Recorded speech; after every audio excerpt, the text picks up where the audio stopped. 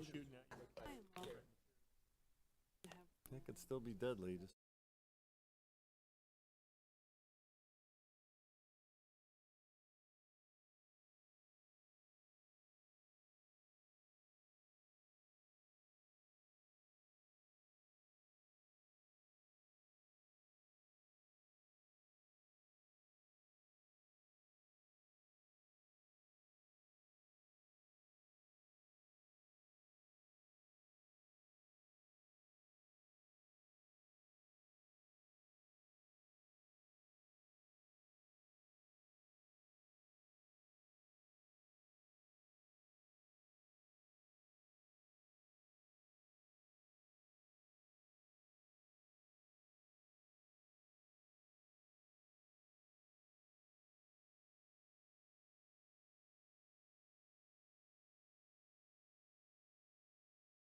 '24. Too loud.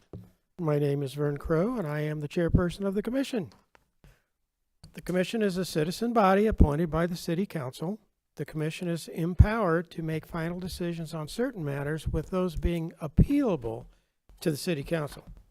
On other matters, the commission acts in an advisory role to the council, with the council making the final decision.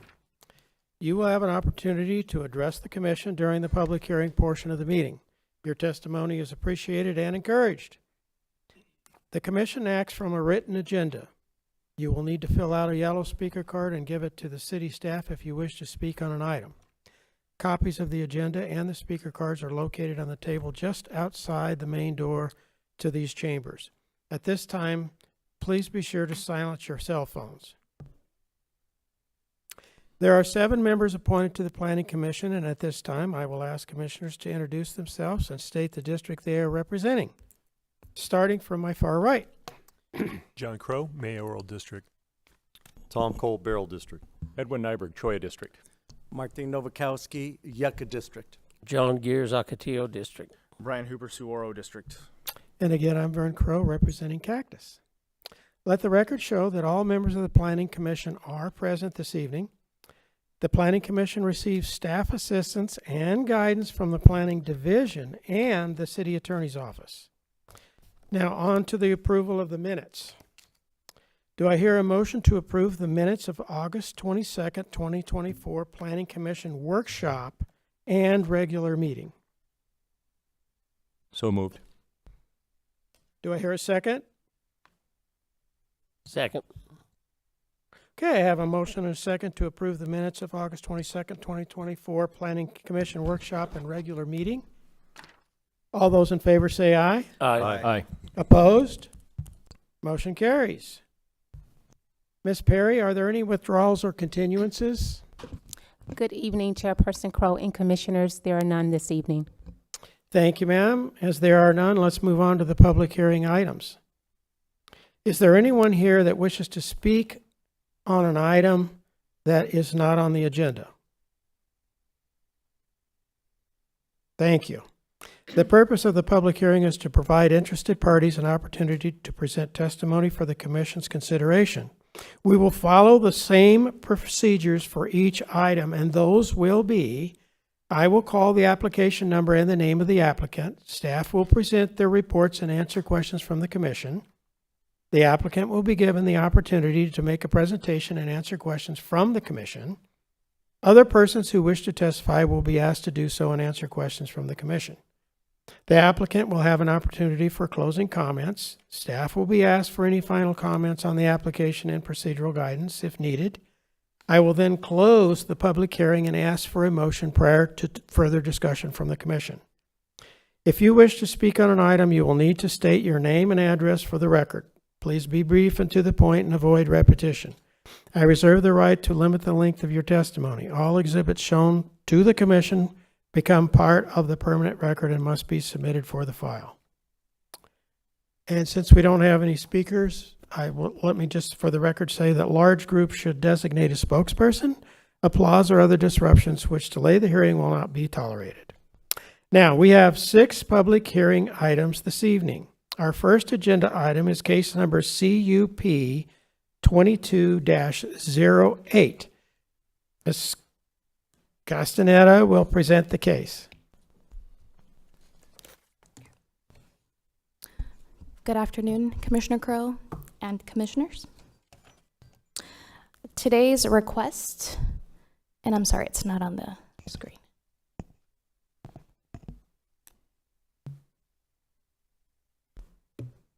Okay, here we go.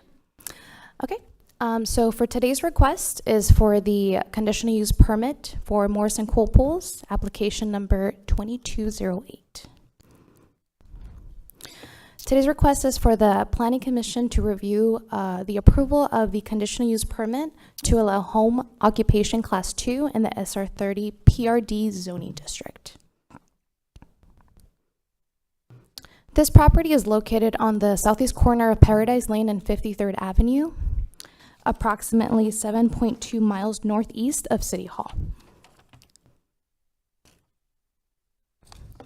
This property, as well as properties to the west, south, and east, are also within the same zoning district, and properties to the north, across the street from Paradise Lane, are zoned R16.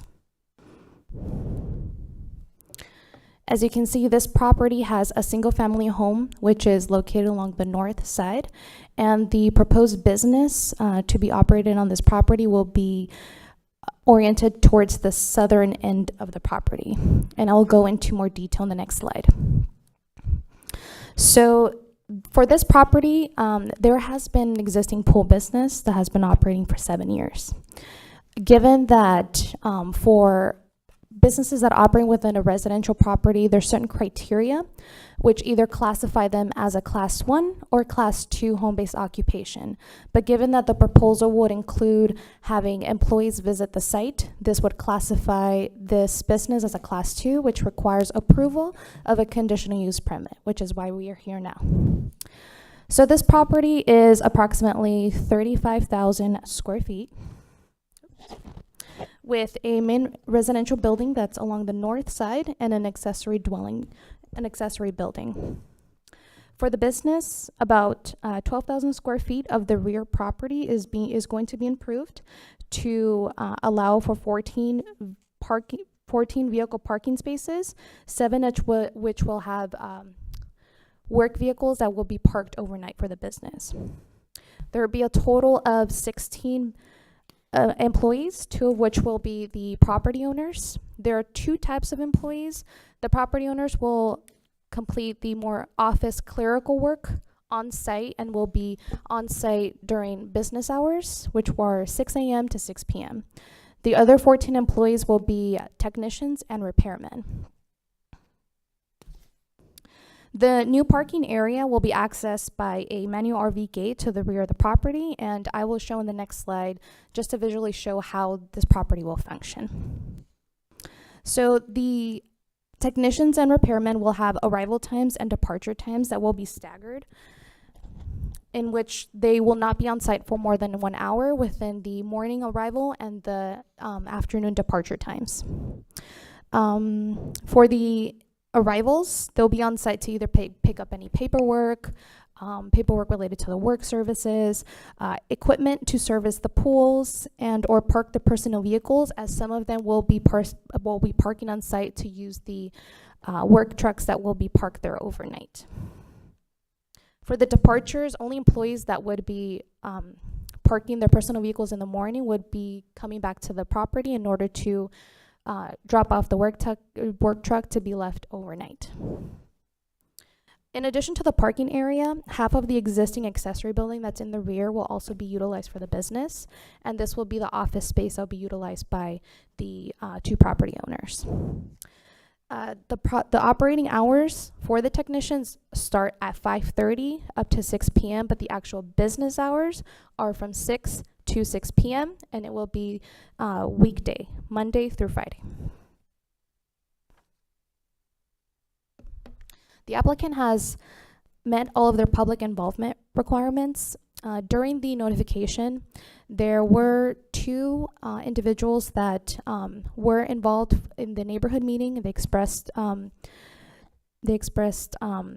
support of the business. There was one comment that was received specifically from the property owner to the south. It was more so related to the process of the conditional use permit, where the parking related to the business will be provided on site.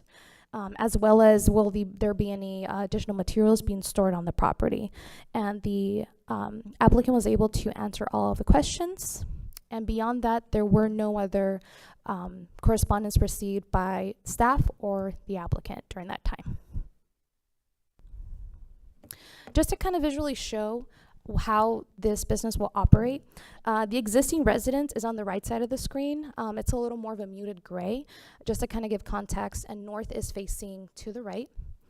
So the access to the property will be from 53rd Avenue, which is at the top of the screen, through an alley, which will act as an RV gate, which is pointed by the arrow shown in red on the left side of the screen. The outline blue is the proposed 14 parking spaces, and the darker gray shape is the accessory building. The outlined red is the portion of it that will be used for the business itself. So the combined area for the blue and the red are specific for the business. This is a floor plan just showing what the interior of the office would be, which includes a storage area, a meeting room, office, admin desk, and workstations for the technicians if they just so happen to need to be there for in relation to the business. So this street view shows, especially the one to the left, more so shows the existing dense landscaping that further screens the site in addition to the existing CMU block wall. And the image to the right is the manual RV gate that is currently on site, and this will be the main point of access for the technicians and repairmen to be accessing the parking area to the rear.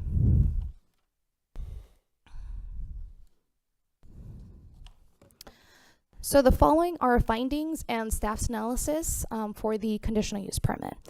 So this property, the overall proposal is consistent with the general plan and the purpose of the zoning district. In relation to the general plan, it does meet two policies, one of which is more so focused on neighborhood and preservation, and specifically states, the city shall continue to ensure that the planning process is open to all residents and businesses. Given the ability by City of Glendale to operate a small business within a residential development, the applicant is able to operate if all criteria that is being met and all potential impacts are being mitigated. The other policy is more so related to land use, in which the city shall apply spatial transitions, design buffers, or similar techniques between incompatible uses.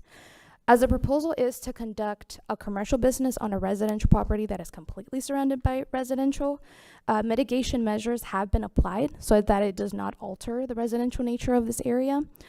These include, as previously mentioned, staggered vehicle arrival and departure times, providing a dust-proof surface for the parking to mitigate any potential sounds or dust that could have otherwise been provided by cars that weren't on a improved surface, as well as ingress and egress to the property, and as well as providing security and screening with the dense landscaping along 53rd Avenue and to the rear of the property. That's also provided by the RV gate. The the proposal will not be detrimental to the health, safety, or general welfare of the property owners, adjacent uses, or any of the neighborhood, given that the business has given into consideration their operating hours, and they've limited to 5:30 a.m. to 6 p.m. from Monday through Thursday, with the staggered arrivals and departures of the technicians. The access is being provided by along the southern side of the property with a security gate, and also to minimize any visual impacts that the vehicles might impose. In addition, there are improvements that are being made, which is more so focused on the parking area so that any dust and smells are mitigated from the vehicles. This property is adequate in size and shape for the proposal. The property is 35,000 square feet. The allocated space within the accessory building for the office use is 1,700, and the air parking area is 12,000 square feet, not only to park the vehicles, but for efficient on-site circulation so that the technicians, repairmen are able to access and depart from the property. No on-street parking will be provided. It will solely be provided on this property, so it will not have an impact on any parking outside within the right-of-way. And within the side yards of the property, as mentioned, there is existing mature landscaping that goes beyond the existing 6-foot CMU wall, which provides adequate buffering and minimizes any potential impact. There is access to the site and is adequate as it is provided by an easement located directly off 53rd Avenue. This street, 53rd Avenue, is considered a collector street, which was determined to have the ability to carry the volume that will be provided by the traffic that potentially will be created by the use. And there is sufficient space to allow for two-way traffic to access this property. So if there just happens to be a time when a technician, repairman, two of them happen to be on site, and there is sufficient space for one and the other to enter and leave the property. And adequate stipulations have been incorporated to ensure any potential impacts are mitigated for the use. In conclusion, planning staff recommends approval of CUP 2208, subject to the following stipulation. Development shall be in substantial conformance with the site plan and project narrative, date stamped August 26, 2024. This concludes my presentation. I'll be more than happy to answer any questions. Commissioners? Commissioner Cole? Thank you, Mr. Chair. Thank you, Ms. Castaneda. So looking through the materials, in the staff report, unless I'm missing something, I don't see a reference to pool chemical storage under the detrimental to health, safety, or general welfare category. I do notice in the provided packet from the applicant that it looks like there was a decision not to store any chemicals, but in the citizen participation final report, question, asked what type of chemicals would be stored on site and quantities. Mr. Torres stated that types of chemicals are chlorine tablets, muriatic acid, liquid chlorine, shock, sodium bicarbonate, soda ash, and pool salt.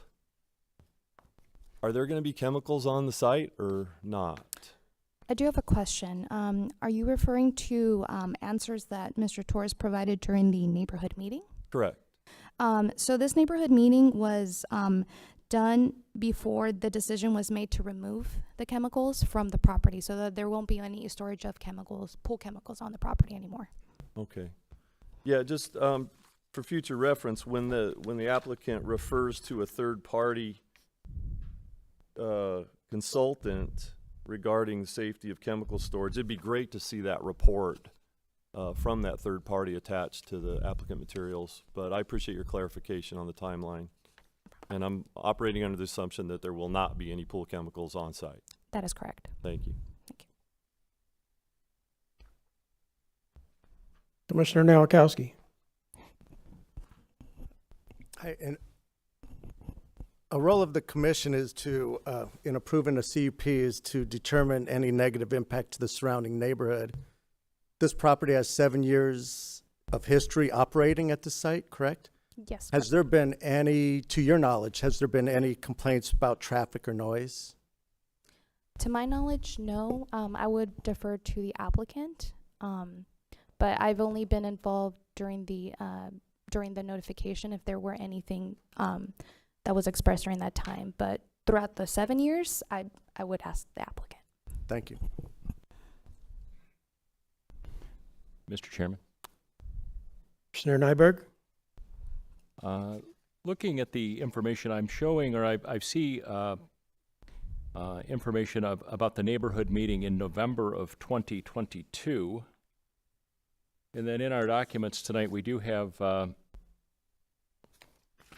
memo that has some support of neighbors of the application. I don't see a date that this would have been collected from the neighbors, or I just wonder if there's been any neighborhood meetings other than the 2022 meeting?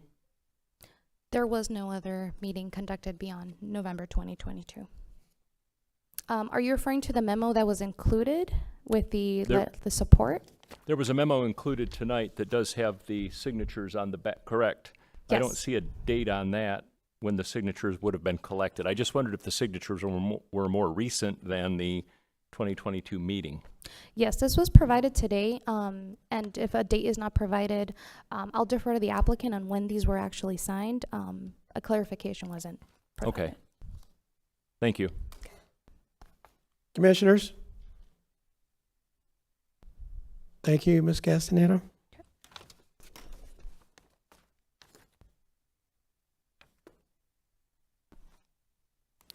Okay, would the applicant or applicant's representative please come forward, state your name for the record, and make your presentation?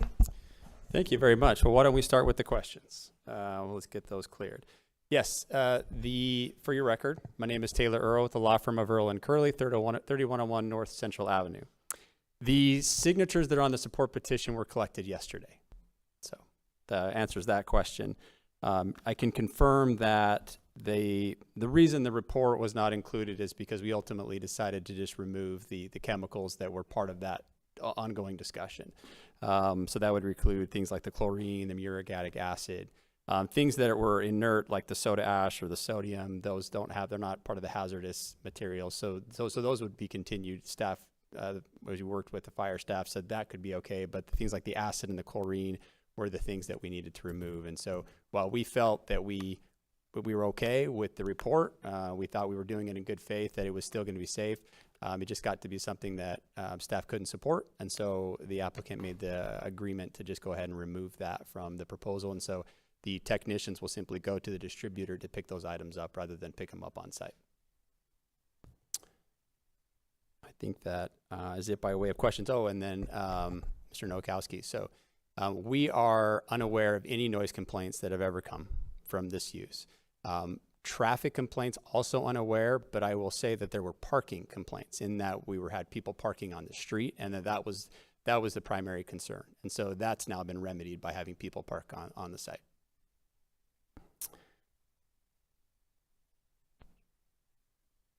Oh, Good. did I press the wrong one? All right. Commissioners, Okay. you got more? I'm happy to only answer questions. If there's any other, I obviously can prepare and present, but the one thing I would say, Mr. Chair, is that I wanted just to emphasize, this is a home occupation. This is very much the home of the Morrisons. And if I won't go through the whole thing, but I'll just show the property. What you see there is their home, and it's where they're raising their kids.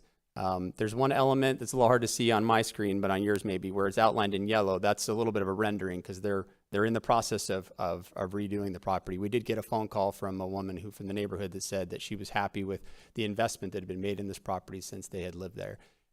And so this family lives there, and there's a portion, again, of the back half of that detached structure, and they have some stuff in the back.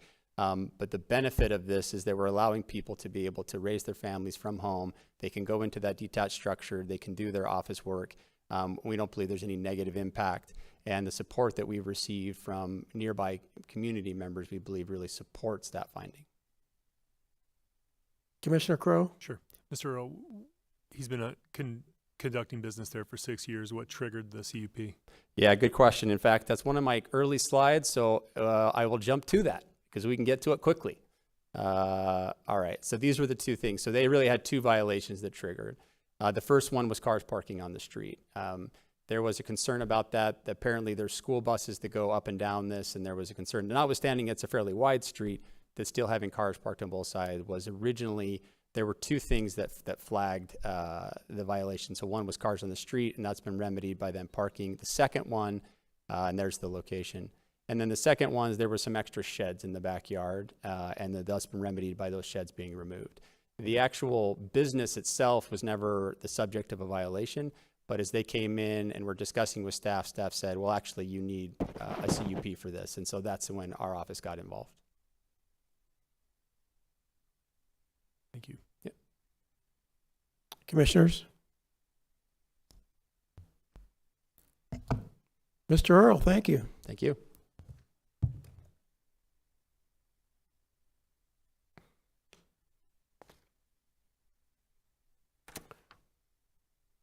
Okay, with nothing further, the public hearing for case number CUP 22-08 is now closed. Do I hear a motion? Chair, Commissioner Hooper? I would recommend that we approve CUP 22-8, subject to the following stipulation: that development shall be in substantial conformance with the site plan and project narrative, date stamped August 26 of 2024. Do I hear a second? Support. Are there any further comments or discussions from the commissioners? Chair. Commissioner Crowe? Yeah, I just tell you that community-based businesses at a residential community in a residential neighborhood can be just an absolute nuisance. But I applaud you guys for doing the right thing and getting it, getting the parking remedied and getting it legal. So thank you for doing that. Wish you the best of luck with your business. Commissioner Cole? Thank you, Mr. Chair, for your indulgence. In lieu of asking to explain my vote, you've been in business for a number of years, apparently ignorant of the requirement of having a conditional use permit. I'm not sure the timing on some of the photos that are in your exhibit. I don't see any NFPA diamonds. If you had been storing quantities of hazardous materials on site, I would just urge you to resist any temptation to go back to that old practice. Certainly, if for some reason you are storing those chemicals, I urge you to put proper NFPA labeling on the buildings to show that there's chlorine and or acid in those buildings for the sake of the firefighters and for your own safety. So I take you at your word that you're not going to do that, and in good faith, I'll vote accordingly. Thank you, Mr. Chair. Okay, gentlemen, I have a motion and a second to approve case number CUP 22-08, subject to the stipulations as outlined by staff. I will now conduct a roll call vote. Commissioner Crowe? Aye. Commissioner Cole? Aye. Vice Chair Nyberg? Aye. Commissioner Nowakowski? Aye. Commissioner Gears? Aye. Commissioner Hooper? Aye. Chair votes aye. Case number CUP 22-08 has been recommended for approval subject to the stipulations as outlined by staff. Mr. Gruber, what are the next steps? Chair and Commission, your action with respect to CUP 22-08 is final, subject to a written appeal received within 15 days. Thank you, Mr. Gruber. Our next agenda item is case number CUP 24-06. Ms. Castaneda will present the case.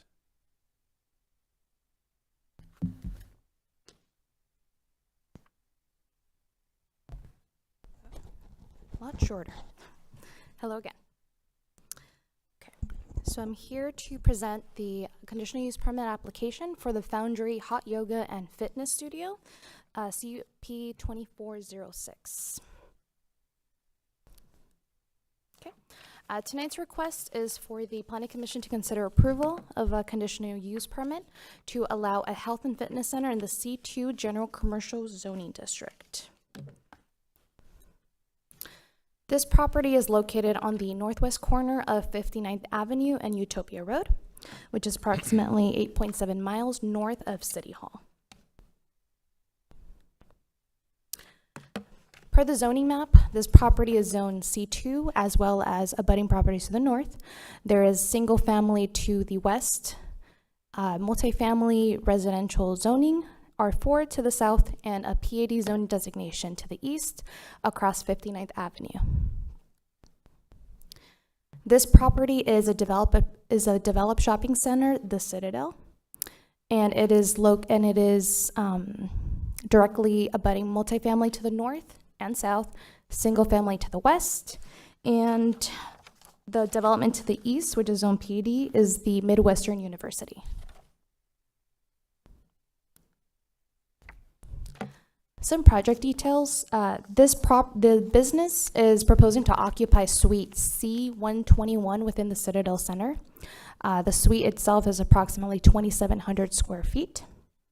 The shopping center is under one ownership, and the parking will be shared by all of the businesses that are within the center. The business is proposing anywhere between 10 to 40 students maximum for classes. There will only be one class at a time, and they range anywhere between 45 to 90 minutes. The site itself, given it's on an arterial corner, well, fronting 59th Avenue, which is an arterial, there are 5 access points, 3 along 59th Avenue and 2 along Utopia to the south. The hours of operation will be Monday through Friday, 5:30 a.m. to 7:30 p.m., and Saturday to Sunday from 7:30 a.m. to 12:30 p.m. As shown in the conceptual site plan, this is just indicating with the blue arrows. To the right side of the screen are the 3 access points off of 59th Avenue, and the arrows at the bottom of the screen are the 2 access points to Utopia. And I wish I had like a little laser, but just to indicate where the suite is located along the northeastern side, which is most accessible by the top the northeast axis along 59th Avenue. The frontage of this suite will spill out into the abundant parking spaces that you see along the north of this property. The floor plan indicates basically the access to the studio space. As you can see, the majority of the studio is pretty much open, which other smaller areas include office as well as restroom facilities. The main access will be to the north. That's built into the parking area, but there will also be a secondary access, which leads into the general shopping center courtyard. Throughout the public involvement process, the applicant did receive one comment. There were concerns over, let me get to that point, apologize. There was concerns by the availability of parking as well as any traffic that might be generated by the use. But given that it's already a developed site and the business hours for many of the adjacent businesses are pretty much different, there wouldn't be an issue in regards to parking. And besides this, there were no other correspondence, calls, emails received by either staff or the applicant. So in regards to the findings, these are staff's analysis to each of these findings. Apologize. So the use is consistent with the general plan designation for planning commercial, as the use will be occupying an existing planned commercial development. It's also consistent with the C2 zone, which has an intent of providing integrated commercial uses at a community scale, which this will be considering that it is directly next to a significant amount of residential. The use will not be detrimental to the general welfare of persons when considered, given the character and size of the use and hours of operation. The business will operate with an existing site, and it will be one of the existing fitness studios that are already within the property. And just to kind of give a little bit more insight, there are 2 existing fitness studios that did not need a CUP because they came in before the UDC was adopted this past January, and they did not require that. But now all health and fitness centers require that now, which is why we're here now. Just to kind of give a little bit of context why those are there's existing fitness centers within the site. The traffic will not be impacted, given that it's next to a business that has a suite, 4 times bigger than this 2,700 square foot suite, and that is specifically Bottega Pizzeria. The business hours are expected to start at 5:30, and Bottega doesn't open its doors until 11:30 a.m. And the business projects Mondays to be one of its busiest days, and the Bottega Pizzeria, which is adjacent to this suite, does not operate on Mondays. Besides this, it has other adjacent suites which are much smaller in size, which is comprised of small retail and office uses. The suite is adequate in size and shape to accommodate the intended use, and all requirements for the zoning district are being met. Through the review, our building safety was able to verify that the proposed occupancy of up to 42 individuals is adequate, given that the maximum will be 40 if there are classes that reach up to 40, in addition to the 2 staff members that will be there at all times. The site is fully developed, and no additional modifications are proposed for this suite beyond just occupying the existing suite. The site is adequately laid out. There's adequate access, given that there's 5 points of access and adequate on-site circulation throughout the entire property. And all adequate conditions and stipulations have been incorporated through the review, given that all departments have had a chance to look at it and recommended approval of this application. All right. In conclusion, staff recommends that Planning Commission approve CUP 2406, subject to the following stipulation. Development shall be in substantial conformance with the site plan and project narrative, date stamped August 26, 2024. This concludes my presentation. I'll be more than happy to answer any questions. Commissioners, Chair. Ms. Perry, is the UDC done? Is it signed off on? Chairperson Crowe, Commissioners, it was adopted by Council in December of last year. Okay. I just can't believe we're sitting here for the CUP for this kind of use. I feel bad for the applicant. It's egregious. That's it. Thank you. Commissioners, anything else? Thank you, Ms. Castaneda. Thank you. Okay, would the applicant or applicant's representative like to come forward and state your name for the record and make your presentation?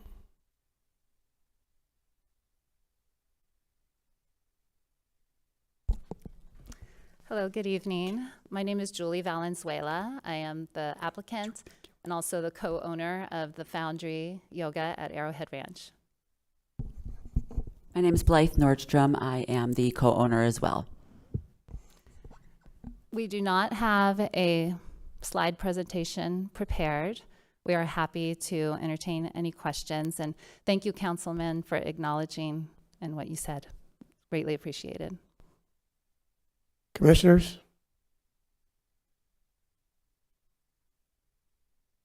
Thank you, ladies. Thank you. Thank you.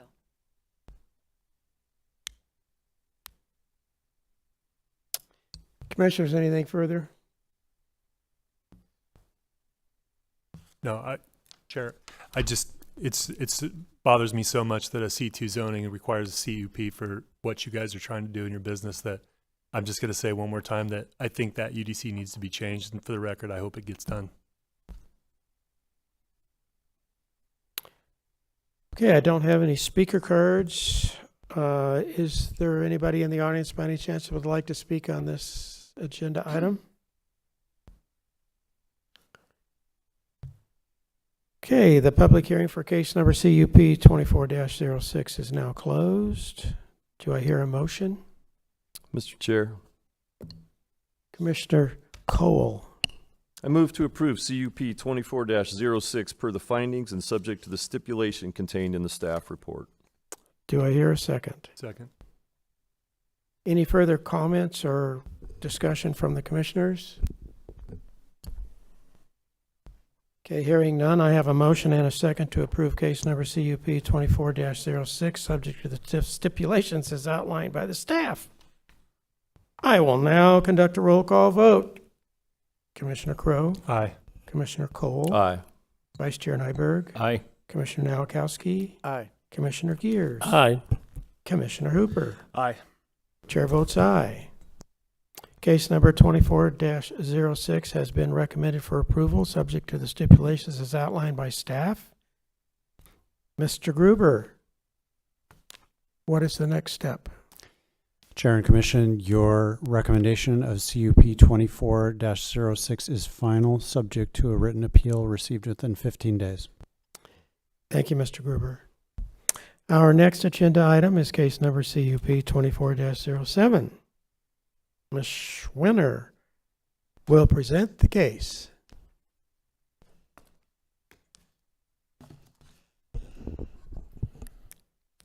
Thank you, Chairman. Good evening. I'm here tonight to present the application for a conditional use permit for Brooklyn Bedding.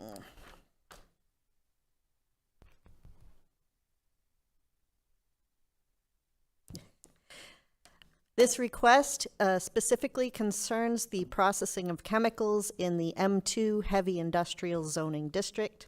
Dustin Chisholm, the project architect, is here to represent the owner. The subject property is located approximately 1 mile southeast of City Hall, 1 block west of Grand Avenue on Bethany Home Road. The parcel was zoned heavy industrial with zoning action Z8609, and as you can see, the site is surrounded by heavy industrial to the north, east, and south, and light industrial to the west. The use of this site is the production of bed mattresses. This aerial image shows that Phase 1 construction, which was reviewed in 2020, has been completed. It is important to note that the existing operations include a combination of chemicals to produce bedding filler or stuffing. The chemicals are stored in tank farm number 1, which is located in the small protrusion on the west side of the building, right here. Whoops. This chemical processing did not require a conditional use permit when the plans were approved under the 1993 zoning ordinance. The reason we're here tonight is to review an expansion of the existing use with the addition of tank farm number 2. With the adoption of the Unified Development Code in January of this year, the current level of chemical processing became legally non-conforming. The company could continue operating at this level of production without a conditional use permit. However, due to the demand for their product, chemical deliveries have increased. An additional tank farm to store more product is an expansion of use that requires a conditional use permit in order to come into compliance with the Unified Development Code.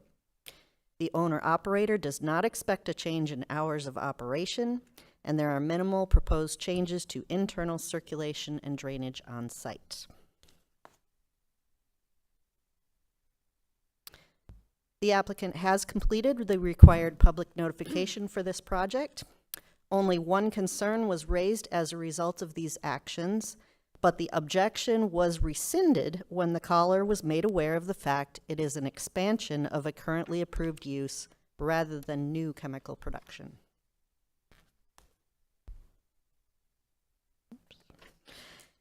It's easier to identify here both the existing tank farm number 1 as well as the proposed location of tank farm number 2 close to the northwest corner of the building. I'd like to reiterate that the expansion includes the same chemicals used for the same purpose as is currently in use. The owner has found that demand is greater than projected, and the number of chemical deliveries could be reduced with a second set of storage tanks. Also of note is the realignment of the drive aisle, which results in a shift of parking and loading. All required parking and loading requirements have been maintained due to this shift. In the top image, you can see tank farm number 1 as the enclosed protrusion on the far right. Oops.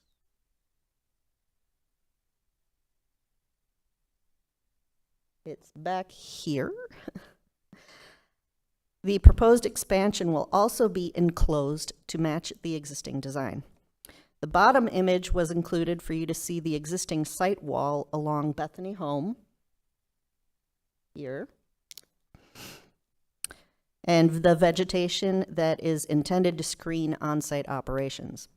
The sparsely landscaped area in the foreground is currently part of the neighboring property, which Brooklyn Bedding is in negotiations to purchase. Again, the proposed tank farm will be fully enclosed, as shown by these conceptual building elevations and sections. And to summarize, in order for the Planning Commission to make a decision, I've included the following findings. 1, that the proposed use is consistent with the policies, objectives, and land use map of Glendale General Plan and the purpose of the zone district in which the site is located, because this project does not propose any changes to the general plan or zoning district. 2, that the proposed use will not be materially detrimental to the health, safety, or general welfare of persons residing or working within the neighborhood of the proposed use, or have an adverse effect on the property, adjacent properties, the surrounding neighborhood, or the city when consideration is given to the character and size of the use and hours of operation, because the proposed chemical processing is merely an expansion of the same operations currently taking place on site. The storage of the chemicals will be provided inside a fully enclosed building, and operating hours will not change. 3, that the proposed site is adequate in size and shape to accommodate the intended use, and that all requirements for the zone district, including but not limited to setbacks, walls, landscaping, and buffer yards, are met. Because the setbacks are still maintained, there will be no removal or disturbance of existing walls, and landscape disrupted by site changes will be replaced. 4, that the proposed site has adequate access to public streets and highways to carry the type and quantity of traffic which may be generated by the subject use, and that on-site circulation is adequate to permit driveways, parking, and loading requirements in a manner in which is safe and efficient. Because there is no expansion of traffic generation that prompts changes to public streets, and on-site circulation changes accommodate the required parking and loading areas. And 5, that adequate conditions or stipulations have been incorporated into the approval of the conditional use permit to ensure that any anticipated detrimental effects to public health, safety, and welfare can be mitigated. I'll detail the recommended stipulations on the next slide. The applicant has demonstrated that they meet the findings for approval, and therefore staff recommends approval of CUP 2407, subject to the following stipulations. First, that the development shall be in substantial conformance with the site plan dated July 31st, 2024, and the project narrative dated July 16th, 24, subject to design review approval by the Planning Division. Second, that if the purchase of the parcel to the west is not completed, the addition of a 6-foot height masonry wall shall extend from the northwest corner of the site south along the property line for a minimum of 310 linear feet to conceal the relocated parking and loading from public view. This stipulation may be waived by the Planning Division if the purchase is completed. This concludes my presentation for Brooklyn Bedding, and I'm happy to answer any questions you may have. I've got a question. The liquid that's in these tanks, is the liquid flammable?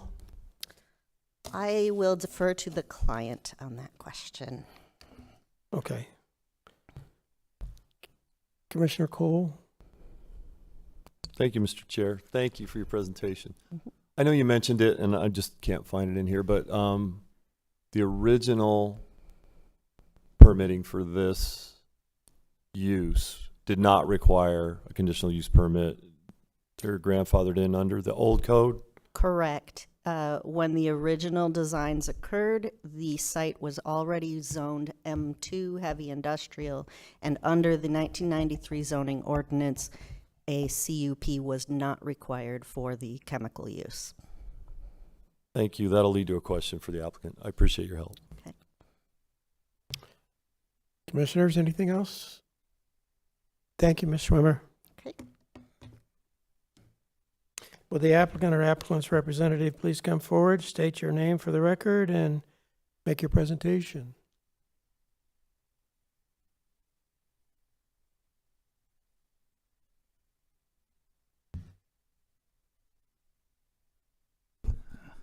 Good evening, Dustin Chisholm with Deutsche Architecture Group, and with me, Scott Backus with Bryden Real Estate Group. We're the development partner of Brooklyn Bedding.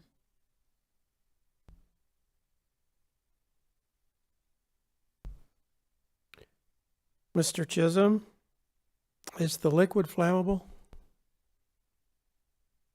No, it is not. Thank goodness. Thank you. Commissioners. Commissioner Cole? Thank you, Mr. Chair. Thank you, gentlemen, for appearing today. Looking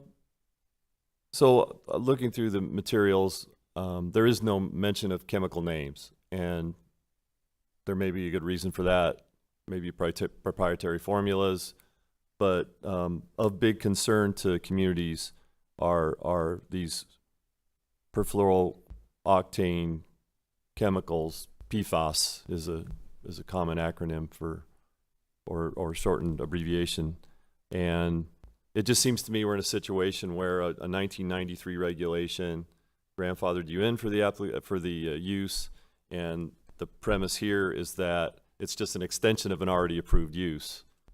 A lot of these regulations for PFAS and similar chemicals kicked in well after 1993. So my simple question is, do you use those chemicals in this process whatsoever?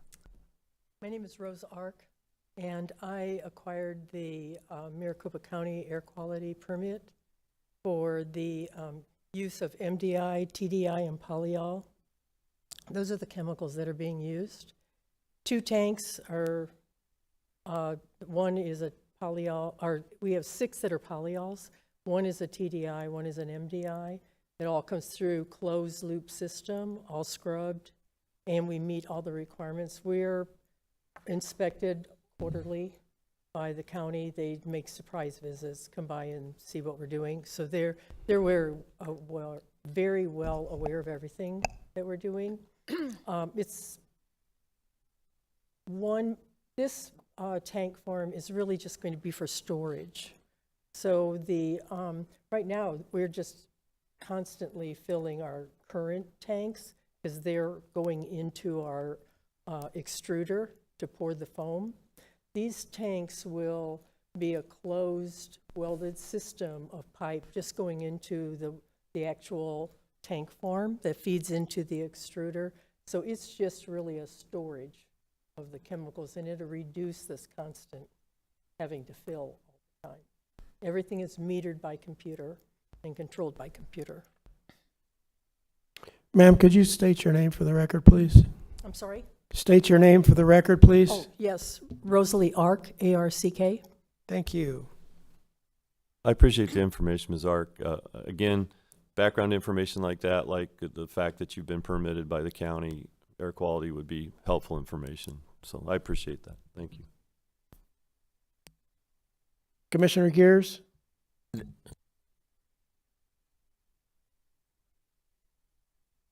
On off. I have a question about the tanks. Have you ever had a leak? What kind of safety precautions are taken? Does it run out in the street, or do you contain all of the leaks? Yeah, so we had a consultant, Jensen Hughes, which is an environmental consultant, do all the work in the background on this. In relationship to containment, we do have containment that is on site, and this next phase also will have containment.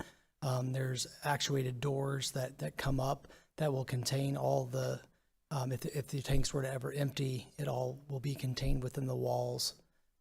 So that was one of the things that we had to meet as well, was the containment.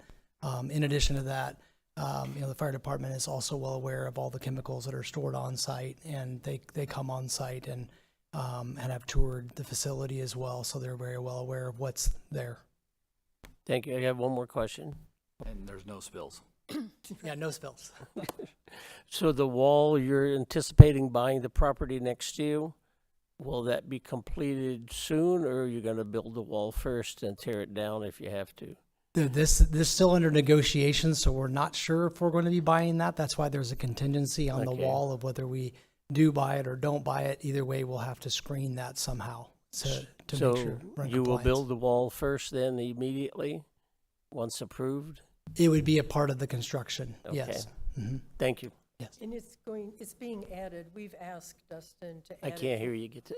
We've asked Dustin to add it to our plans, so our structural, everything, it's going to be in our plans. Okay. So you can review it and approve it. Thank you.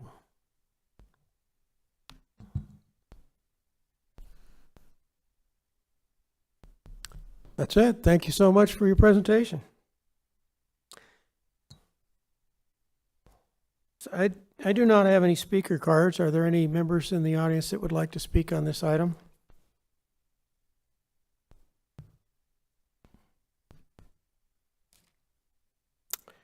Okay, the public hearing for case number CUP 24-07 is now closed. Do I hear a motion? Chairman, Commissioner Gears? I move to approve CUP 24-07 per findings and subject to the stipulations contained in the staff's report. Do I hear a second? Second. Are there any further comments or discussions from the commission regarding CUP 24-07? Okay, hearing none, I have a motion and a second to approve case number CUP 24-07, subject to the stipulations as outlined by staff. I will conduct a roll call vote. Commissioner Crowe. Commissioner Cole. Aye. Vice Chair Nyberg. Aye. Commissioner Nowakowski. Aye. Commissioner Gears. Aye. Commissioner Hooper. Aye. Chair votes aye. Case number CUP 24-07 has been recommended for approval, subject to the stipulations as outlined by the staff. Mr. Gruber, what are the next steps? Chair and members of the commission, your recommendation of CUP 24-07, like the other two CUPs, is final, subject to a written appeal received within 15 days. Thank you, Mr. Gruber. Our next agenda item is case number ZON 24-03. Mr. Lerma will present the case.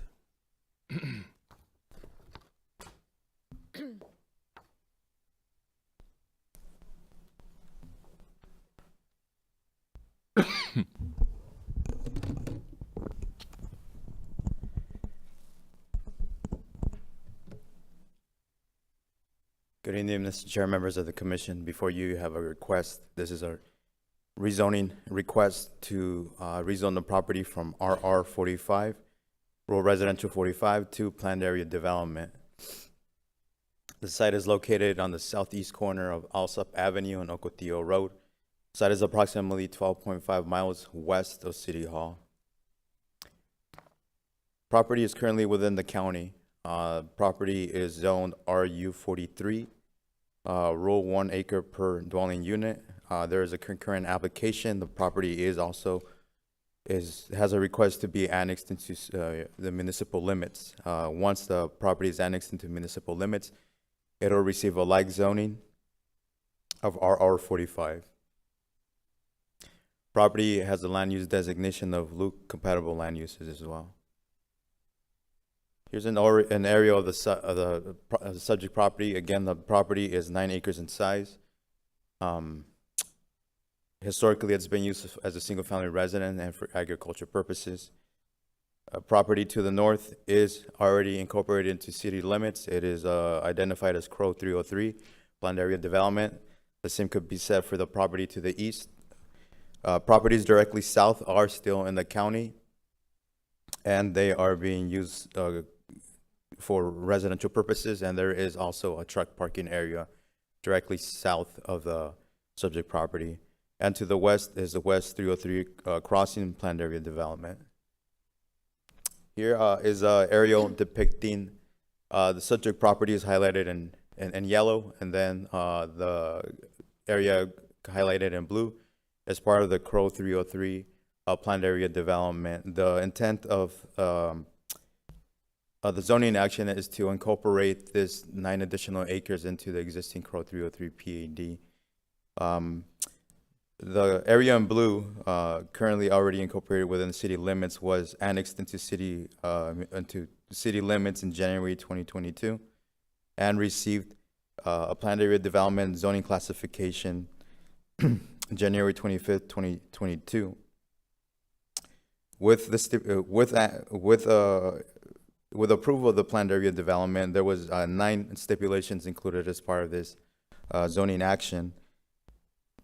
8 of those stipulations are going to be transferred over to this request as part of staff's recommendation. Here you see the subject property labeled as site, fully incorporated into the Crow 303 planned area development, as well as the rest of the site.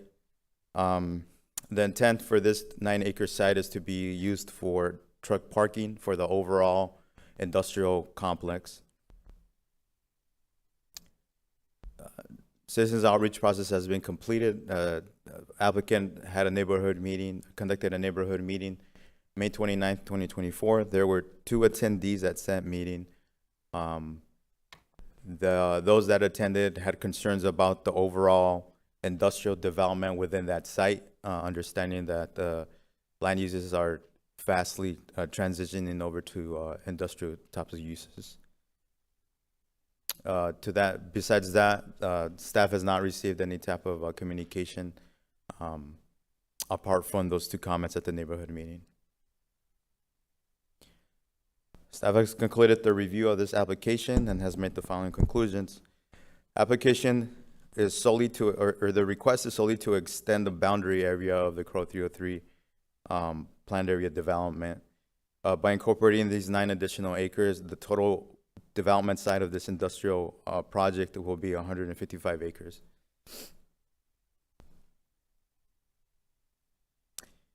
Understanding also that there's still existing residential properties in the county, the site design will be essential to mitigate and buffer the proposal as land uses transition from residential to industrial. The site development standards mimic those within the UDC.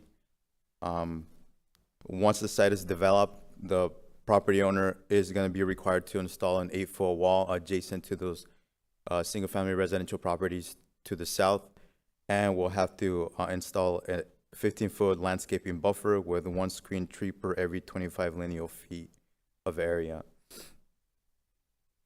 The property or the project itself will continue to be oriented towards industrial and commercial uses. There's no intent to have residential uses within the 9-acre site or the overall Crow 303 area of the 155 acres. The property is located within the 75 and 80 land LDN noise contour area from the Luke Air Force Base, which prohibits residential type of uses. So the property transferring over from residential to industrial types of uses is going to be in compatibility with Luke's requirements.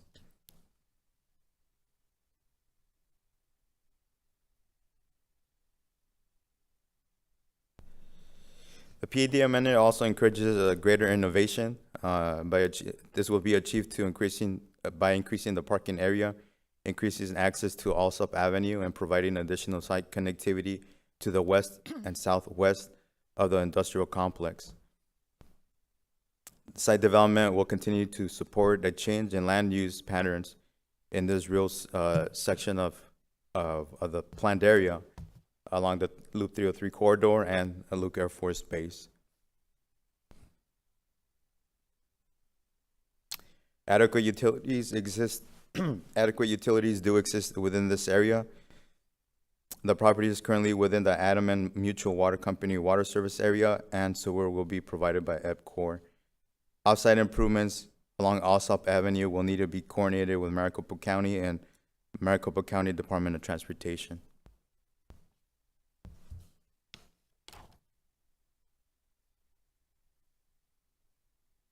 And finally, the proposed amendment is consistent with the goals and policies of the general plan, specifically military and aviation element goal number 1, which indicates that newly annexed properties and future development to be compatible with the continued operation of the Luke Air Force Base and Glendale Municipal Airport, and Land Use Policy 2.1, which indicates that through the design review process, staff will ensure that all new development near the Luke Air Force Base is compatible in land use types and in site design. And again, this is achieved by eliminating the residential use to a more compatible use that is required by Luke Air Force Base. With this, planning staff recommends that Planning Commission forward a recommendation of approval to City Council with the following stipulations. Stipulation number 1, the development shall be in substantial conformance with the CRO 303 PED amendment narrative date stamped August 14, 2024.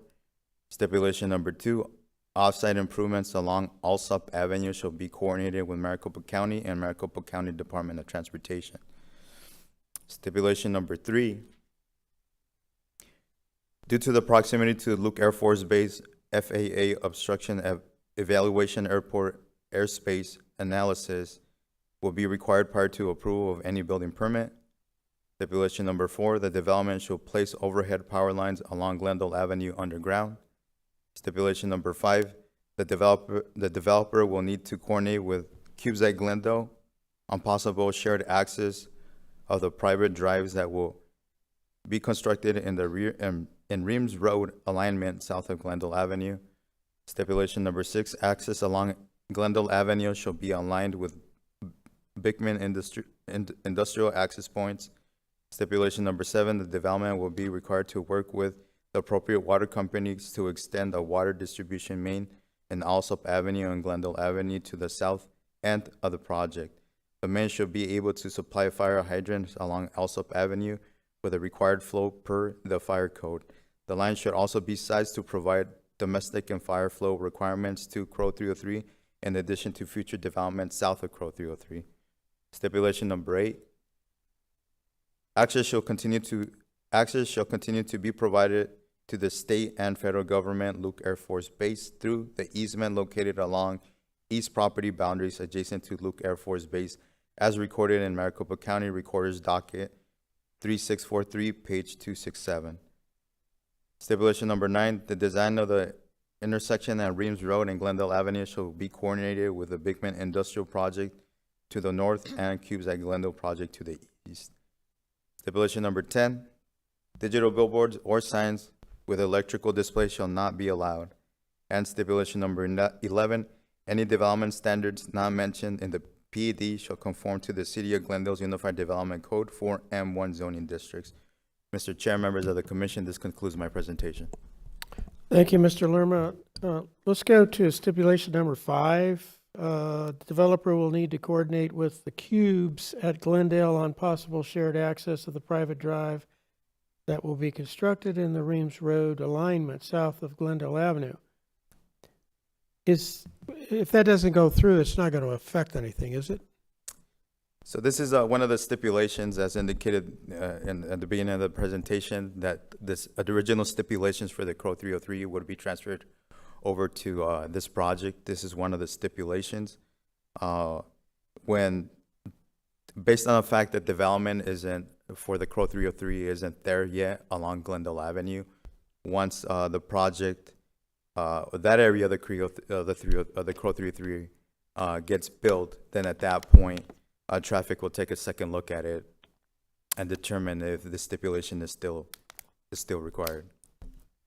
Okay, and then for the record, I don't have anything to do with this development. I wish I did, but I don't. Commissioners. Mr. Lerma, thank you.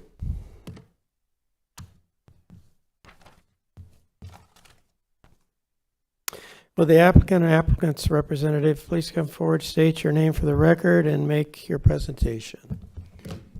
Mr. Earl.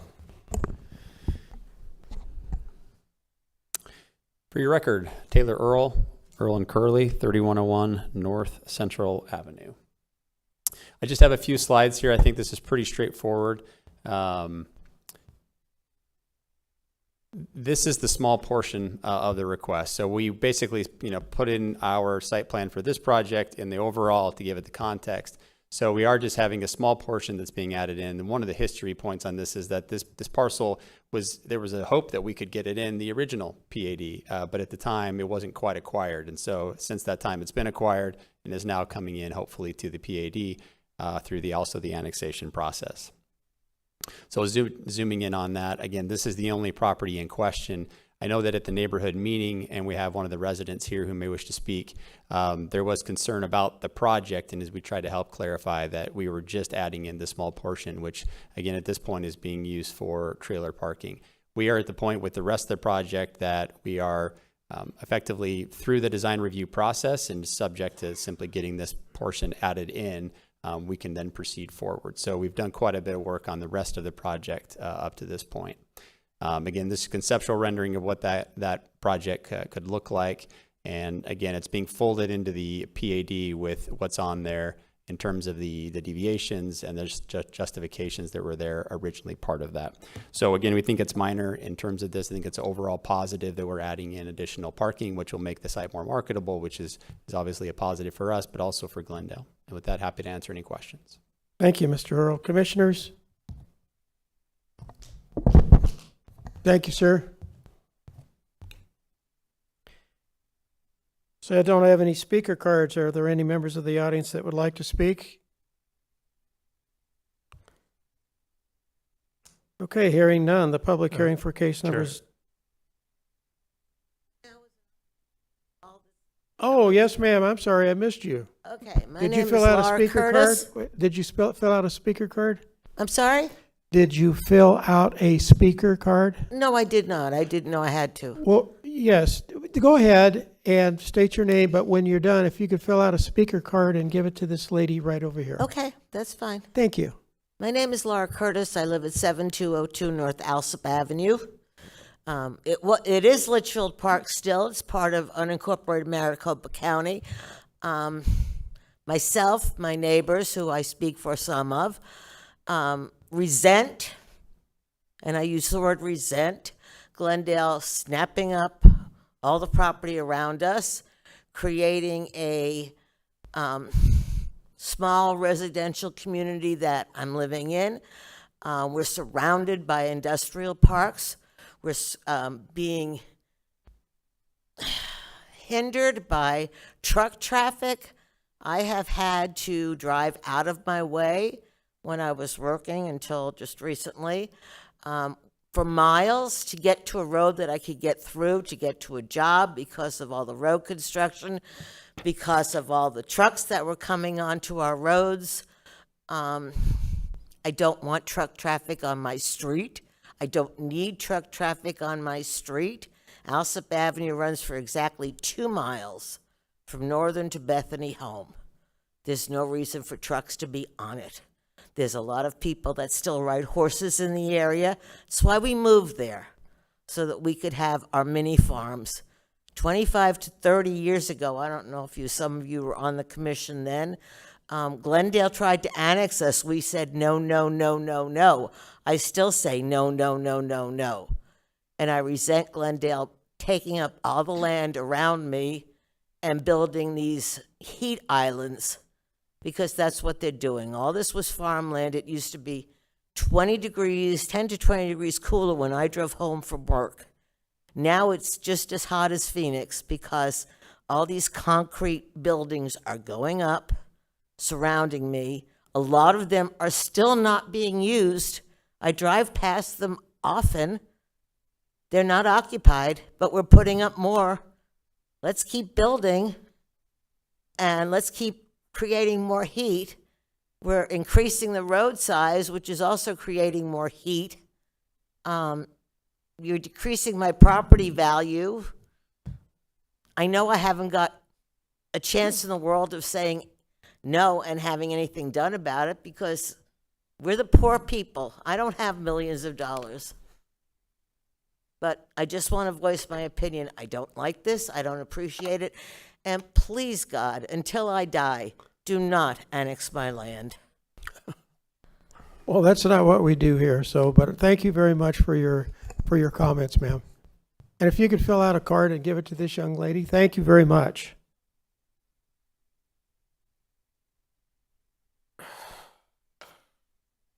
Okay, the public hearing for case number ZON 24-03 is now closed.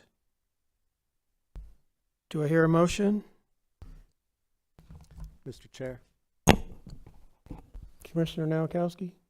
I move to recommend approval of ZON 24-03, subject to the 11 stipulations as presented by staff. Do I hear a second? Second. Okay, are there any further comments or discussions by the commission? Mr. Chair. Commissioner Nowakowski? Yeah, I hear the residents' concern, and the way Glendale and I have to look at it right now is due to the proximity of the runway of Luke Air Force Base. Is this a compatible use that we're approving tonight? And what I do know is that the compatible land use area recommends non-residential use, and that this is viewed as a safe and compatible development in terms for Luke Air Force Base. So that's my comment for tonight. Anything further, commissioners? Commissioner Cole? Thank you, Mr. Chair. I too am empathetic to the resident. I think I've over time gone on record with my concerns about how this industrial expansion is clashing with a rural lifestyle out there, and it's a little ironic to me that she doesn't want to, as stated, does not want to be annexed into the city of Glendale. However, if she was a Glendale citizen, her voice might carry a little more weight in these proceedings. That being said, I agree with Commissioner Nowakowski about the noise contour and the restricted use of the land that we're talking about this evening. Thank you for your indulgence. Thank you, Commissioner Cole. Okay, gentlemen, I have a motion and a second to approve case number ZON 24-03, subject to the stipulations outlined by staff. I will now conduct the roll call vote. Commissioner Crowe? Aye. Commissioner Cole? Aye. Vice Chair Nyberg? Aye. Commissioner Nowakowski? Aye. Commissioner Gears? Aye. Commissioner Hooper? Aye. Chair votes aye. Case number ZON 24-03 has been recommended for approval, subject to stipulations as outlined by staff. Mr. Gruber, what are the next steps? Chair and members of the commission, your recommendation of ZON 24-03 is not final. The recommendation will be forwarded to the City Council for further consideration. Thank you, Mr. Gruber. Our next agenda item is case number ZTA 24-01. Mr. Lerma.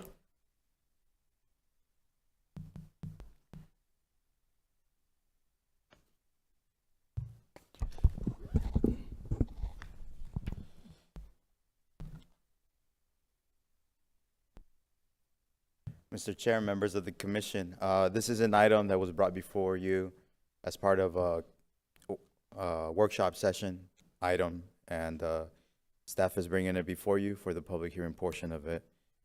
This is a planning commission initiated item. The request is to amend section 35.6.209 variances and appeals and bring this section into conformance with Arizona state statutes. With adoption of the Unified Development Code in December of last year, the general provisions were modified, and the 3 state requirements for the findings for a variance were removed, and in place were replaced by 4 criteria.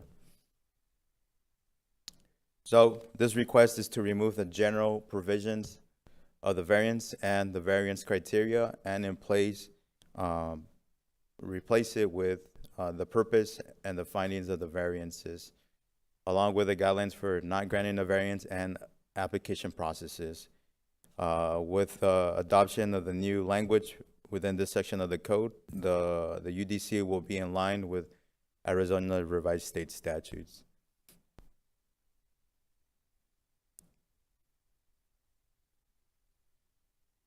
And with this, staff recommends that the Planning Commission forward a recommendation of approval for ZTA 2401 as presented.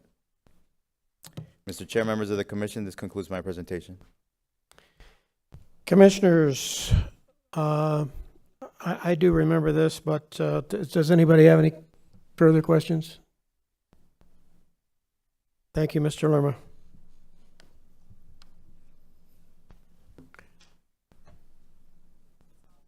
Okay, I don't have any speaker cards. And since we're the applicant, I'm going to go to closing the public hearing for case number ZTA 24-01. Do I hear a motion? Mr. Chair, Commissioner Cole. I move to recommend approval of ZTA 24-01 as presented. Do I hear a second? Second. Second. Any further comments or discussions regarding ZTA 24-01? Okay, I have a motion and a second to approve case number ZTA 24-01 as written. I will now conduct a roll call vote. Commissioner Crowe. Aye. Commissioner Cole. Aye. Vice Chair Nyberg. Aye. Commissioner Nowakowski. Aye. Commissioner Gears.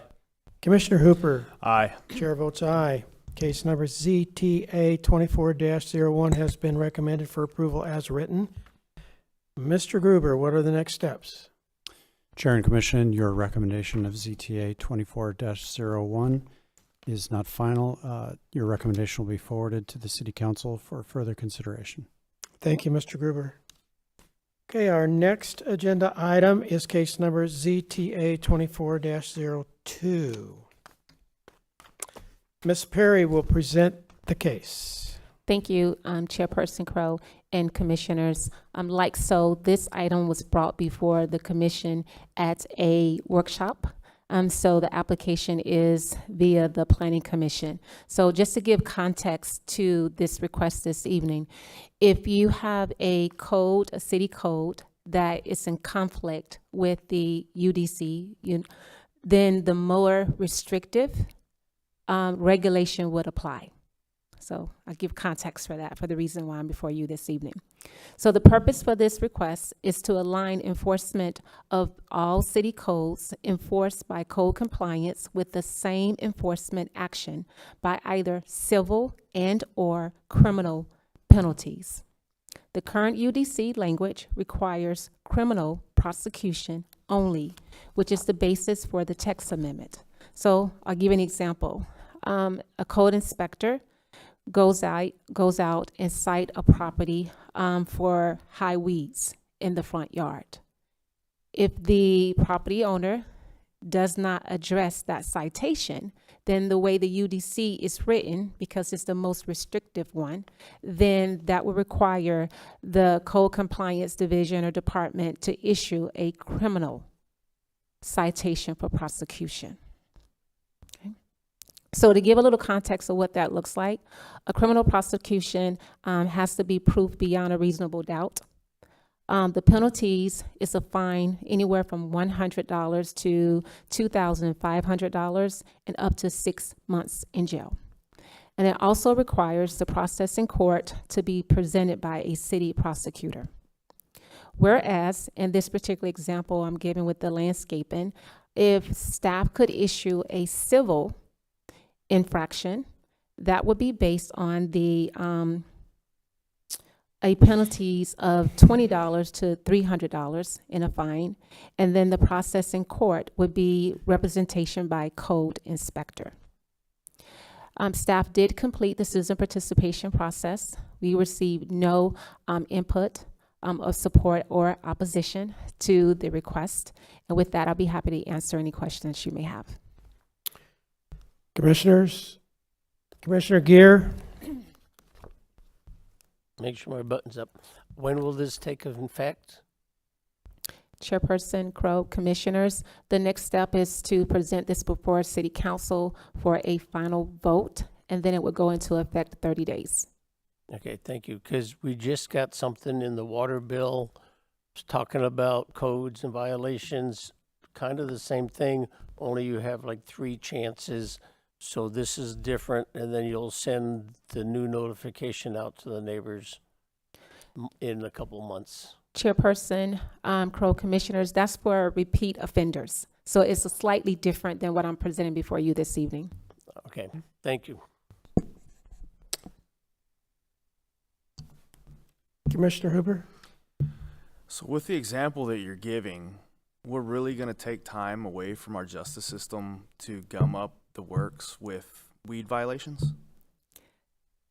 Chairperson Crow, commissioners, yes, the short answer is yes, but ultimately what is happening is because of how the regulation is within the UDC, by the time the Code Compliance Division present this before the courts, it's being thrown out because it's almost like you're using a hammer to kill an ant.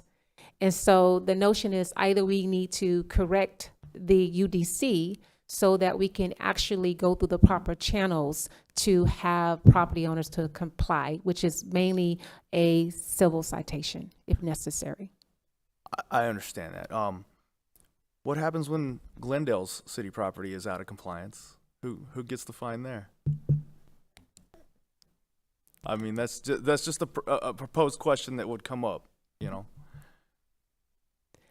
Chairperson Crow, commissioners, dearly noted. Thank you. I cannot answer that, but I understand the point of your statement.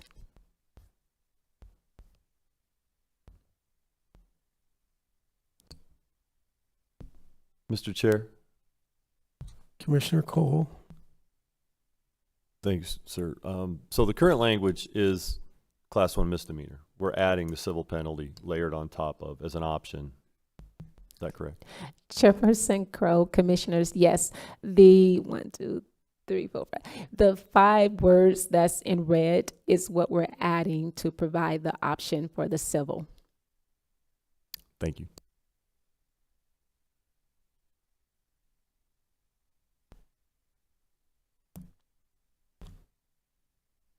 Well, I guess if we don't have any more questions, Ms. Perry, I guess that's good. I don't have any speaker cards and there's nobody in the audience, so if the commissioners have no more questions, the public hearing for case number ZTA 24-02 is now closed. Do I hear a motion?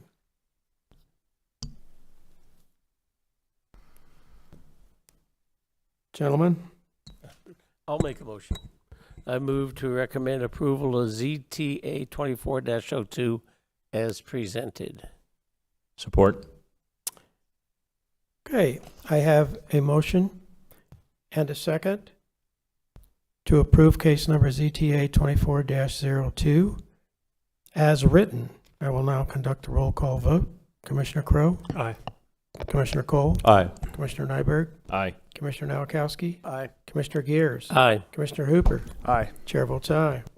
Case number ZTA 24-02 has been recommended for approval as written. Mr. Gruber, what are the next steps? Chair and Commission, your recommendation of ZTA 24-02 will be forwarded to the City Council for further consideration. Thank you, Mr. Gruber. Ms. Perry, is there any other business this evening? Chairperson Crow, commissioners, there's none. Are there any planning staff reports? Yes, there are. So the first one is at a forthcoming Planning Commission public hearing meeting, staff will request the commission to review, comment, and vote on the proposed 2025 public hearing schedule, noting to vacate the month of July, and as well any conflicting holidays. Also, staff will be asking the commission to vote on the 2025 chairperson and vice chairperson at a forthcoming meeting. And lastly, just a reminder to the commission that the UDC did go in effect in January of this year. Staff is taking notes of some of the conflicting information, and it will be part of a forthcoming bulk of text amendments to adjust some of the regulations that are not quite in aligned with our practices within the city.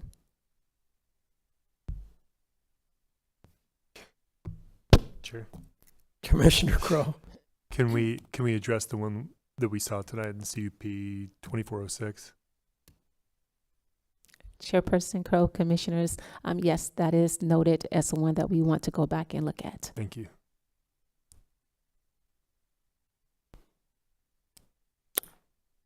Commissioners, anything else? And I don't see anybody in the audience that wishes to speak on an item not on tonight's agenda. So the next regular meeting of the Planning Commission will be held on October 24th at 6 p.m. here at the Glendale Civic Center. If there's no further business, I will now entertain a motion to adjourn. So moved.